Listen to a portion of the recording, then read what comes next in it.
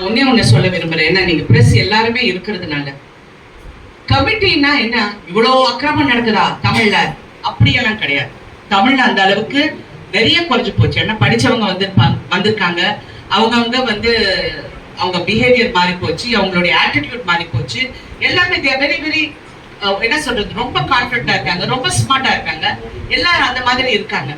So எங்கேயோ ஒரு இடத்துல நான் நினைக்கிறேன், ரெண்டாவது தரத்துல இருக்கிற கேரக்டர் ஆர்டிஸ்டோ இல்ல ஏதாவது ஒரு கதாபாத்திரம் எங்கேயோ ஒரு இடத்துல தவறு நடக்கிறதுக்கு வாய்ப்புகள் இருக்கு. நான் சொல்றது ஒரே ஒரு விஷயம். நான் ஏன் இதை பத்தி பேசுறேன்னா, இன்னைக்கு ஏன் பேசுறேன்னா, ஏன் அதுக்கு முன்னாடி சொல்றேன், அந்த இடத்துல நான் என்ன பண்ணணுமோ நான் பண்ணிட்டேன். என்ன மோகன்லால் சாரே கேட்டாரு, ஐயோ இது என் செட்ல நடந்தது சார், நான் பேர் சொல்ல விரும்பல, இது நீங்களோ வேற யாரோங்கிறது நான் சொல்றேன். ஆனா பெரிய ஆளுங்கள் யாரும் அந்த செட்ல இல்ல. நான் நடந்து போகும்போது பாக்குறது, நான் பார்த்தோன்னே I knew it was a wrong video.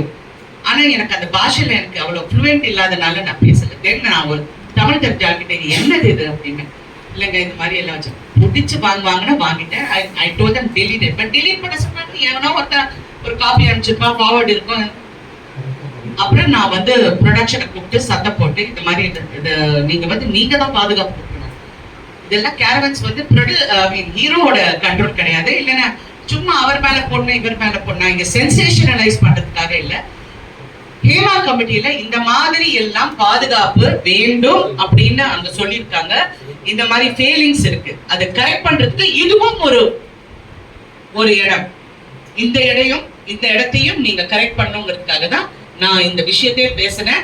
And என் லைஃப்ல இது வரைக்கும் எந்த பிரச்சனை வந்தாலும் நான் ஃபேஸ் பண்ணியிருக்கேன். நான் தனியா தான் ஃபேஸ் பண்ணியிருக்கேன். பெரிய சண்டை நடக்கும், அங்க ஹீரோவும் இருப்பாங்க. சில ஹீரோ என்னமா என்ன ப்ராப்ளம் கேட்பாங்க, சில ஹீரோஸ் கண்டுக்காத மாதிரி அந்த பக்கம் போயிடுவாங்க.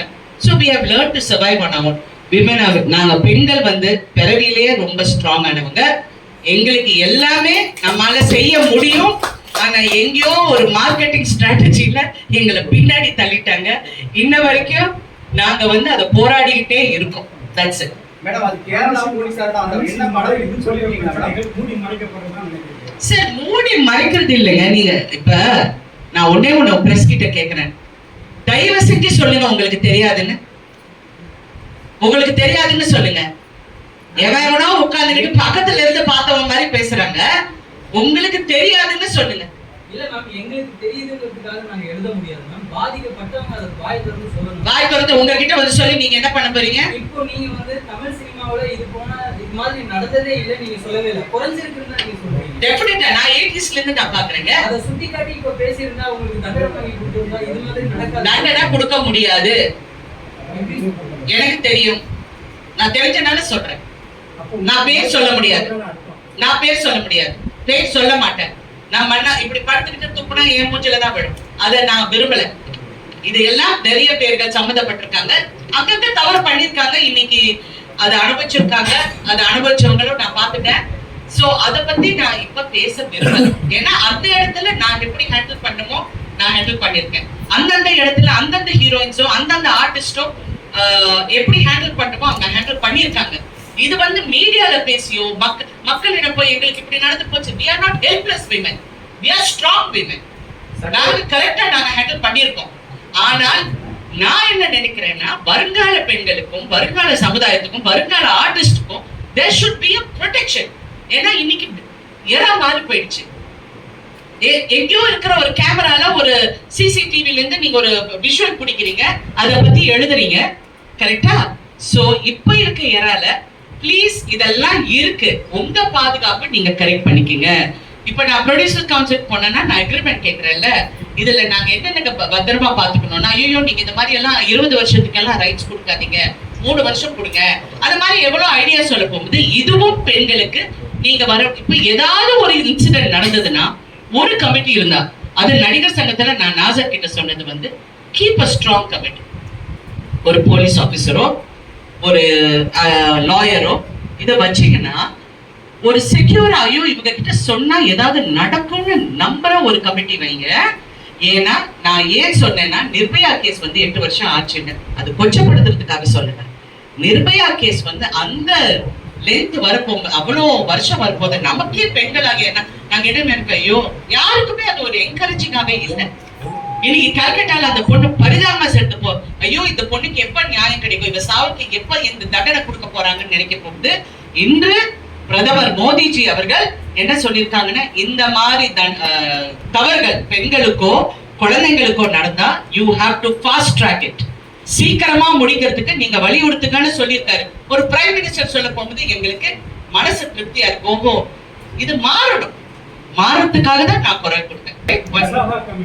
எனக்கு ஒரே ஒரு நிமிஷம், ஒரே ஒரு ரிக்வெஸ்ட்ங்க, நீங்க யாராவது என்ன கேள்வி கேட்பது நீங்க எந்த பத்திரிக்கைன்னு எனக்கு சொல்லுங்க, because I want to be aware. சொல்லுங்க, நீங்க மாயவர் சொல்லுங்க.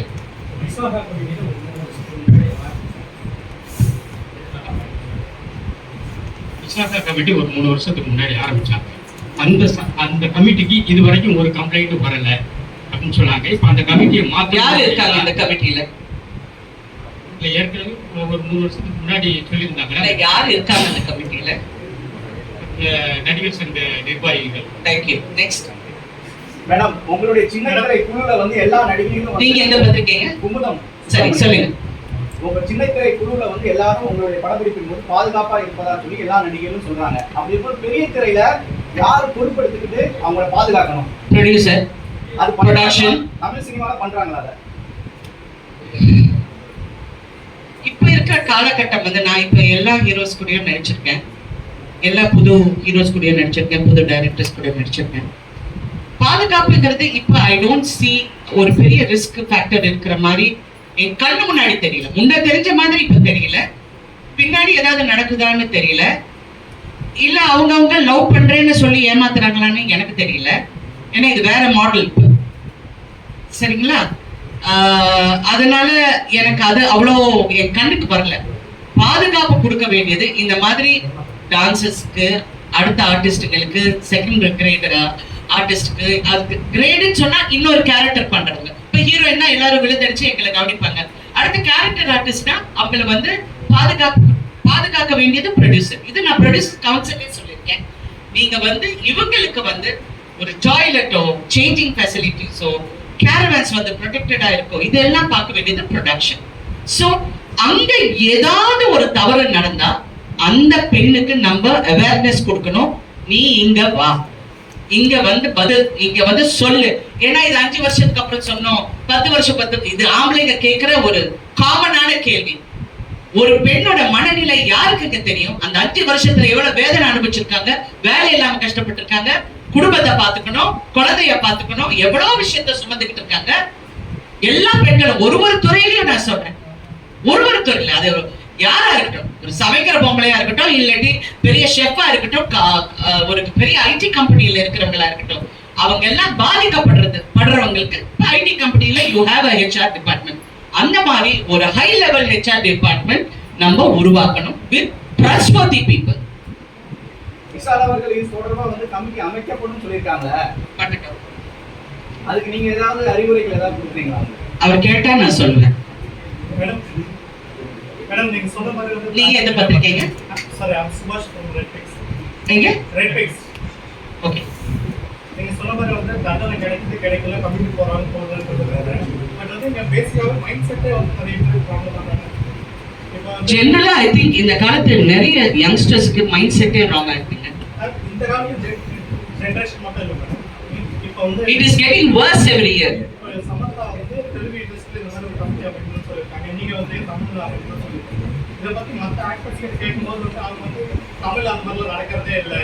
நான் ஒண்ணே சொல்றேங்க, இருக்கலாம், அவங்கள பொறுத்த வரைக்கும் அவங்களுக்கு இருக்கலாம், என்னை பொறுத்த வரைக்கும் அப்படி இருக்கலாம். நானும் இப்ப கூட சொல்றேன், நான் முன்ன பார்த்த மாதிரி இப்ப வந்து எனக்கு அவ்வளவு கண்ணுக்கு தெரியல.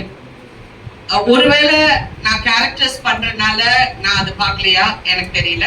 பட் யூஸ்வலா வந்து ஏதாவது ஒரு ஆர்டிஸ்ட் வந்து என்கிட்ட சொல்லுவாங்க, முன்னெல்லாம் யாராவது வந்து என் ரூம்ல இருப்பாங்க, இல்லைன்னா செட்ல வந்து மேடம் நான் உங்க பக்கத்துல உட்காந்துக்கிறேன், அங்க தனியா உட்காந்தா அவங்க ஒரு மாதிரியா பேசுறாங்க, சரி பக்கத்துல உட்காரு, யாரு நான் இருக்க போகும்போது அவங்க யாரும் வரமாட்டாங்கன்னு அந்த பொண்ணுக்கு ஒரு தைரியம் வந்திருக்கு. இது ஒரு பெரிய நடிகை, ஒரு பிரபல நடிகரை கல்யாணம் பண்ணிருக்கு. அந்த பெண்ணுக்கு நான் வந்து இந்த மாதிரி ஒரு இடத்துல ஒரு பெரிய ஒரு நடிகர் குடிச்சிட்டு வந்து மிஸ்பிஹேவ் பண்ணாரு.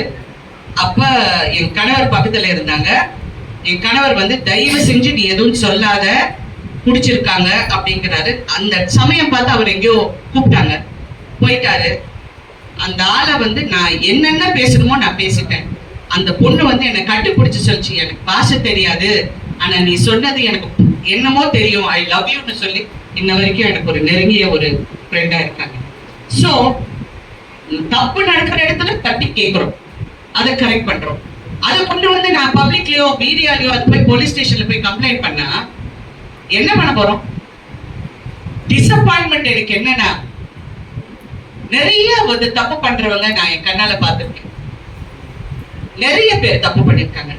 ஆனா சொசைட்டி வந்து அந்த ஆம்பளைய தான் மேல தூக்கி வச்சு கொண்டாடுறீங்க, மேல தூக்கி வச்சு நீங்க கொண்டாடுறீங்க. அப்ப எங்க ஹீரோயின்ஸ், ஒவ்வொரு ஹீரோயினுக்கும் ஒரு கதை இருக்குங்க, எனக்கு தெரியும். அந்த ஹீரோயின்ஸ் எல்லாம் என் பக்கத்துல உட்காந்துட்டு நாங்க இப்படியே உட்காந்துக்கிட்டு இருப்போம். நாங்க எனக்கு அதுதான் எனக்கு ஃபெயிலியரா தெரியும். இந்த பக்கம் பார்த்தா சுனிதா வில்லியம்ஸ் அந்த இங்க ஸ்பேஸ்ல உட்கார்ந்து இருக்காங்க, இந்த பக்கம் பார்த்தா ஒரு கமலா ஹாரிஸ் வந்து பிரசிடென்ட்க்கு ரன் பண்றாங்க. நாங்க இன்னும் இந்த மாதிரி கேவலமான விஷயத்தை பேசிட்டு இருக்கோம். I think that is a failure in society and for women.